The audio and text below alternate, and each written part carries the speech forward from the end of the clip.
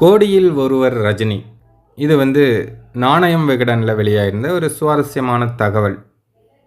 அதில் என்ன சொல்லியிருக்காங்க அப்படின்னா, சுமார் 25 வயதில் திரையுலகில் அறிமுகமான சிவாஜிராவ் எனும் தலைவர் ரஜினிக்கு இப்போது வயது 75. பொதுவாக வயது கூட கூட ஒரு நடிகருக்கு மார்க்கெட் குறையத்தான் வேண்டும். ஆனால் இவருக்கு மட்டும் மார்க்கெட் ஏறிக்கொண்டே போகிறதே, அது எப்படி? இத்தனைக்கும் வழுக்கை தலை, நரைத்த தாடி, மீசை என தனது ஒரிஜினல் தோற்றத்துடன் இவர் வெளியே வர தயங்குவதே இல்லை.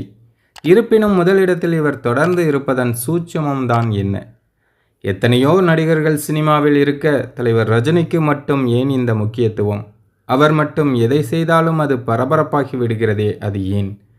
இப்படி தலைவர் ரஜினியை மட்டும் மற்றவர்களிடமிருந்து தனித்துவமாக அடையாளப்படுத்துவது எது? எத்தனையோ பதில்கள் இதற்கு சொல்ல முடியும் என்றாலும் பொருத்தமான பதில், தலைவர் ரஜினி சினிமாவில் தன்னை ஒரு பிராண்டாக நிலைநிறுத்தி கொண்டதுதான். பிராண்ட் என்றால் என்ன? தனித்துவம் வாய்ந்த எதுவும் பிராண்டு தான். Brand.com என்ற இணையதளத்தை நடத்தி வரும் பிரபல பிராண்ட் நிபுணரும் பொருளாதார வல்லுநருமான ராமானுஜம் ஸ்ரீதர் இது பற்றி ஒரு விளக்கம் ஒன்று கொடுத்துள்ளார். அவர் கட்டுரையில் என்ன கூறியிருக்கிறார் என்றால், தமிழ் சினிமா உலகம் எத்தனையோ நடிகர்களை உருவாக்கி இருக்கிறது. ஆனால் தலைவர் ரஜினிகாந்த் என்கிற சாதாரண நடிகர் 1000-ல் அல்ல, லட்சத்தில் அல்ல, கோடியில் ஒருவர். நம்மில் பெரும்பாலானவர்களைப் போலவே தலைவர் ரஜினியும் கருப்பு நிறம்தான்.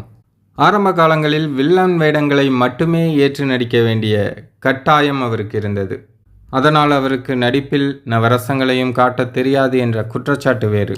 இத்தனை மைனஸ்களையும் பிளஸ்களாக மாற்றி தன்னை ஒரு சூப்பர் ஸ்டாராக மாற்றிக்கொண்டவர் தலைவர் ரஜினி.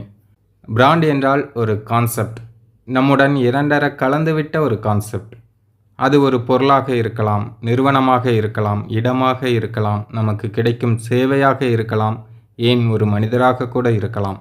சூப்பர் ஸ்டாரின் வெற்றிக்கு பிராண்ட் என்ற கான்செப்ட் எந்த அளவுக்கு காரணம் என்பதை எத்தனை அழகாக கூறிவிட்டார் பார்த்தீர்களா?